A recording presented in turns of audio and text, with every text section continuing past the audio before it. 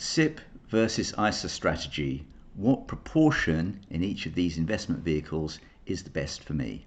So for an ISA, you can take tax-free withdrawals at any time because you've already been taxed on the way in.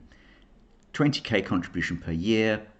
If you're younger and only a 20% taxpayer, you might appreciate the flexibility that an ISA gives you. And there's also a lifetime ISA as well. With the SIPP, your tax is refunded on the way in, although you might have to make a claim on your tax return if you're a 40% taxpayer. A SIPP is taxed on the way out, but 25% of your SIPP is tax-free. There's a maximum employee contribution, which is the lower of 40k or 100% of your salary. You can access it at 55, but ultimately it will rise to 58. And the 25% tax-free you can take as a lump sum.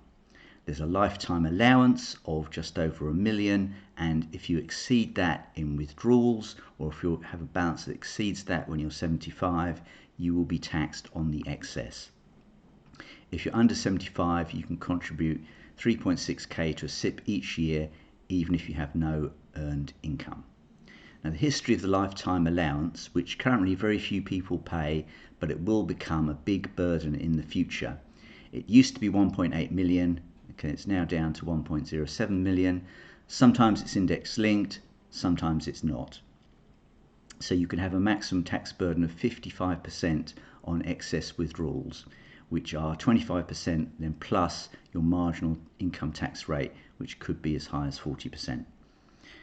The allowances might grow in the future, but your pension pot will probably grow more than any allowance indexation. And inflation increases the tax burden on allowances as it erodes the purchasing power of those allowances. So the initial thoughts are that investing in a SIPP is deferring a tax liability, but what if the tax liability grows to be too much in the future? You need some ISA if you plan to retire before 58, and you need some SIPP to plug the difference between your personal tax allowance and the state pension once you've retired. Otherwise you've got unutilized tax allowances. And also on the SIPP you pay no inheritance tax, so it's useful for estate planning. So the SIPP is more flexible, less flexible, but you've got the 25% tax-free to compensate for that. So let's look at some cases and see what their decisions might be. So the first one, young person, they don't know when they want to retire, they're only paying 20% marginal tax, they might want a bigger house in the future. In this case, an ISA is okay, providing they're paying enough into their company pension to fully utilize any employer matching contributions. So that's where the employer says, if you put an extra 1% in your pension, I will also put in an extra 1%, and that is free money. If these conditions change, then they might consider putting more money into a SIPP. Case 2 is an entrepreneur. They want to leave the corporate world, become self-employed. The ISA will help to reduce dependency on their employer, and they can make SIPP contributions once they are self-employed. So if they have their own limited company, you're both the employer and the employee, and so therefore it's much easier to make the 40k of contributions. So here's an example. It's a German YouTube channel called Pension Fart, which means Pension Germany. Pension Journey, they have sales of 120,000, gross profit 110,000. They take out salaries 16,000, pension contributions 80,000, marketing and admin costs 14,000. So they're paying no corporation tax, no income tax, minimal national insurance. The VAT is a minefield. It's not payable in education and training, and then Google plays your earnings from Ireland, so there's no VAT on that unless you actually live in Ireland. So what they would do is live off the ISA balances plus the 8k salary they've got whilst they're building up their SIPP. And the tagline for Pension Fart is Ignite Your Second Wind. So case 3, an aspiring retiree with a mortgage. So there you could equalise the 25% tax-free lump sum from your SIPP with your mortgage balance. So you retire and then become debt-free. That's particularly useful if you think you might exceed the SIPP lifetime allowance, as you're taking out money early rather than letting it compound. But don't draw down from your SIPP if you might work again, as your contributions will be limited. So case 4 is an aspiring retiree. They know when they want to retire, such as a plan around children leaving home, 40% marginal tax. SIPP is currently less than 75% of the lifetime allowance, and they've got sufficient ISA or other ways of raising cash, such as downsizing their home.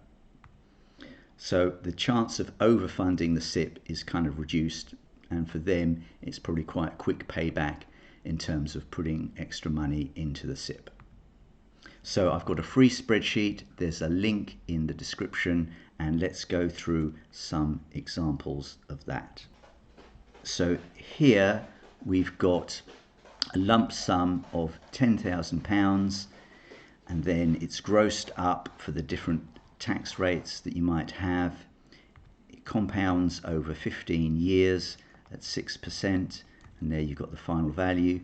You take it all out as a lump sum, and then these are the after-tax amounts depending on whether you're paying basic tax, higher rate tax, and then also what tax rate you were contributing on the way in. And then here you've got the percentages and the monetary differences. So the only case where a SIPP is worse than an ISA is if you've got 20% tax when you're contributing and then 40% tax in retirement. So providing you can plan around that, then the ISA is not the best vehicle for you. If we look at it instead on a yearly basis, you can play around with the numbers here, and you just go to the file menu and choose make a copy. You can start making changes. So we've got starting age 25, monthly contribution £250, growth rate 6%. I want to withdraw at 65, that's the monthly withdrawals. I've got a marginal tax rate on the contribution, marginal tax rate on the withdrawal. So if I exceed the lifetime allowance on absolutely everything, which is a bit unrealistic, then with the SIPP I'm actually quite a lot worse off. I get about half of the money when I'm 90, and I can just change the query age and it gives me different amounts, but the 90 is what it goes up to, and that's showing all the terminal benefits.